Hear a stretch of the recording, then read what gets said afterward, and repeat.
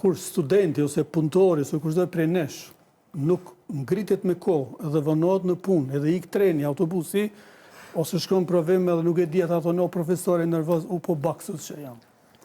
Edhe kjo është besytni.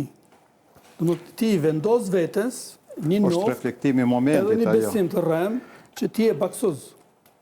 Po kjo ti je duke ajo është perceptim që ai e merr çashtu, mirë po. Ti duke konstruktuar diçka që është ndonjë diçka atipike, vetë për shkak të ndoshta mos nuk je efikas, nuk je përgjegjshëm, i ndërgjegjshëm, që duhesh më përgatit, e tham edhe më herët.